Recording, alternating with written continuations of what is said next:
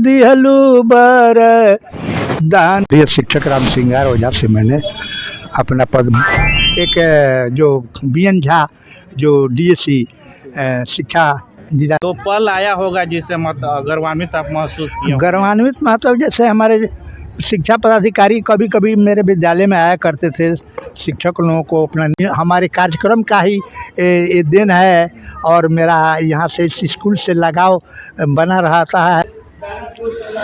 मध्य विद्यालय कैलगढ़ के प्रांगण में आज हम आपको मिलवा रहे हैं इस विद्यालय के पूर्व प्रधानाध्यापक श्रीमान पूर्णदेव मिश्र जी से, और इनसे मेरा पहला सवाल रहेगा कि सर आप जो समय योगदान किए उस समय चुनौतियां कितनी थी, किस वर्ष में आप योगदान किए विद्यालय में? मैं श्री पूर्णदेव मिश्र प्रधानाध्यापक सह डीडीओ प्रखंड बड़हरिया से मैं रिटायर हूँ, सेवानिवृत्त हुआ हूँ 2009 31 दिसंबर। मैं यहाँ राजकीय मध्य विद्यालय कैलगढ़ जो कि राज्यकृत है, बहुत पुराना विद्यालय है, इस विद्यालय का मैं प्रधानाध्यापक के रूप में सन 1984 मई 84 में मैंने योगदान दिया। उस समय हमारे यहाँ शिक्षकों की संख्या 15 या 16 थी, चपरासी था। विद्यालय की व्यवस्था अच्छी तरह से चल रही थी। मेरे पूर्व एक सहोदर सिंह प्रधानाध्यापक थे जो सेवानिवृत्त हो चुके थे, उन्होंने अपने वरीय शिक्षक श्री राम सिंगार ओझा को अपना प्रभार दे करके अपना सेवानिवृत्त हो गए।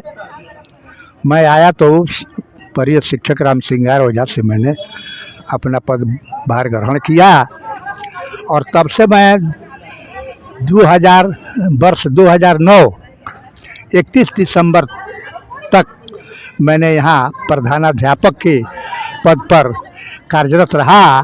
साथ में मेरे को जब नीतीश की सरकार थी, उन्होंने डीडीओ का पद तो मैं पहले ही से ही ग्रहण किया था, लेकिन जब ऐसा हुआ कि बहुत से डीडीओ लोग ट्रेजरी और कोषागार में जाते थे, भीड़ लगती थी, इसको मद्देनज़र देखते हुए नीतीश सरकार ने इस पद को बहुत कम कर दिया, जिसमें प्रखंड वाइज जो है जो सीनियर हेडमास्टर थे वरीय प्रधानाध्यापक, मैं सिवान जिला का बड़हरिया प्रखंड का सीनियर प्रधानाध्यापक था, इसलिए मुझे प्रखंड बड़हरिया के डीडीओ का पावर मिला, पद दिया गया, जिसको मैं अपने भली भांति अपने कर्मठता एवं सहनशीलता से उसका मैंने निष्पादन किया।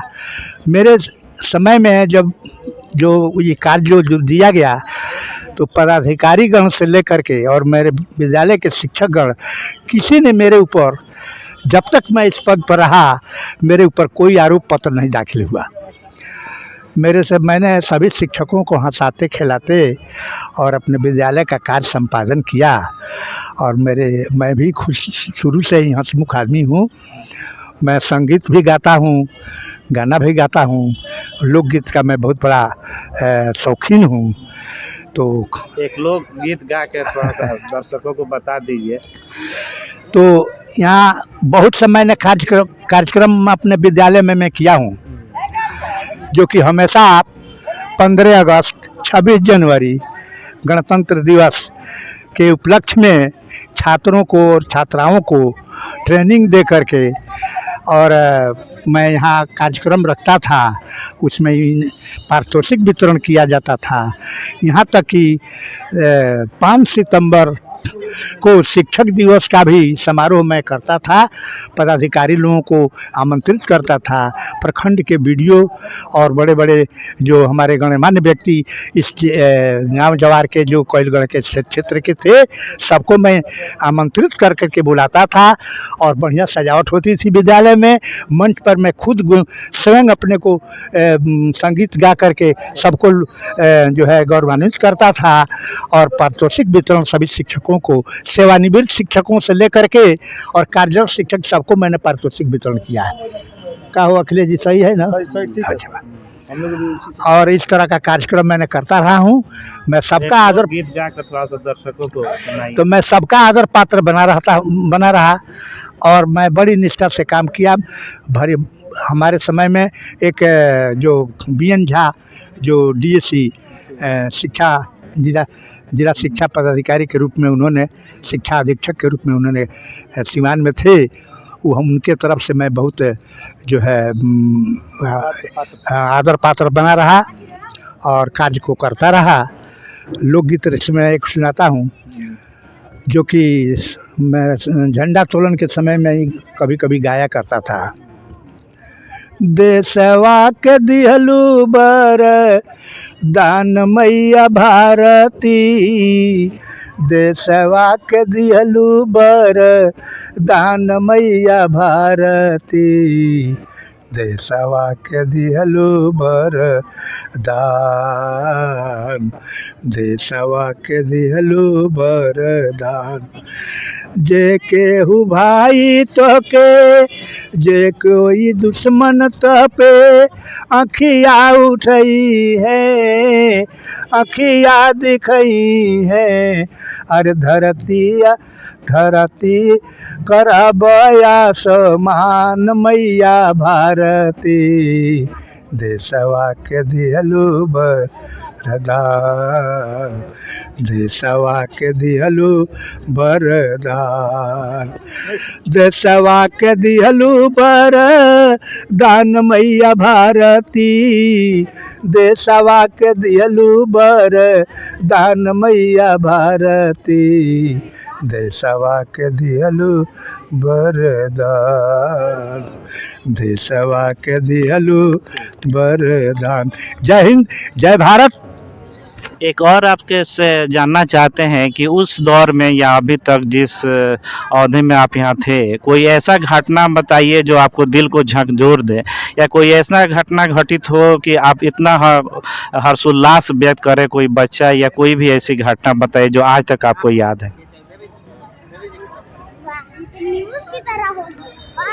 मेरे अवधि में तो कोई घटना ऐसी नहीं थी जैसे हमको वो पल आया होगा जिससे गर्वान्वित आप महसूस किए। गर्वान्वित मतलब जैसे हमारे शिक्षा पदाधिकारी कभी कभी मेरे विद्यालय में आया करते थे, शिक्षक लोगों को अपना निर्देश दिया करते थे, मैं सब लोगों के साथ रहता था।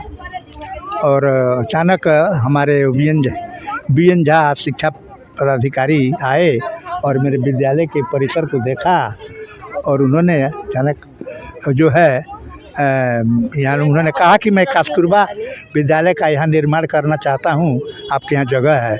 और उन्होंने मुझे बुला करके और यहाँ कस्तूरबा विद्यालय का उन्होंने निर्माण किया, जो कि मैं इससे बहुत गर्वान्वित हुआ। उस कस्तूरबा विद्यालय का निर्माण आधा हो चुका था, उसके बाद मैं सेवानिवृत्त हो गया।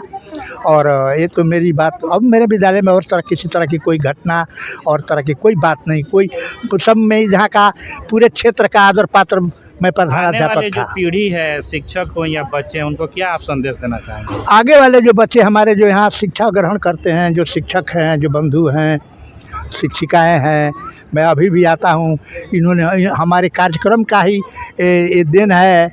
और मेरा यहाँ से इस स्कूल से लगाव बना रहता है भाई, कि जिस लगाव के कारण ही अभी भी मेरे विद्यालय में हमको हर सरस्वती पूजा में और गणतंत्र दिवस, झंडा तोलन के समय चाहे हमेशा हमको इनवाइट किया जाता है। कोई भी कार्यक्रम इस विद्यालय में होता है तो हमको बुलाया जाता है, मैं आकर उसमें भाग लेता हूँ। तो कहने का मतलब कि मैं आगे के बच्चों और शिक्षकों को ये निर्देश दूंगा कि आप लोग, आजकल का समय जो है बहुत थोड़ा कठिन समस्या है, ईमानदारी से आप लोग काम करें, अपने नौकरी का, अपने जो सेवा कर रहे हैं वो निष्ठापूर्वक और ईमानदारी पूर्वक इस कार्य को निभाएं, ताकि आप लोगों का भी ये जीवन बढ़िया से बीते। आप अपने बाल बच्चों को देखते हुए स्कूल के बच्चों पर ज़्यादा ध्यान दें और उन लोगों को पढ़ाई और पढ़ने के लिए उस पर ज़्यादा ईमानदारी से कार्य करें। बस यही धन्यवाद के रूप में मैं कहता हूँ। बहुत बहुत धन्यवाद सर, इतने कीमती समय निकाल कर आप ताज एक नई दुनिया के लिए। धन्यवाद, बहुत बहुत।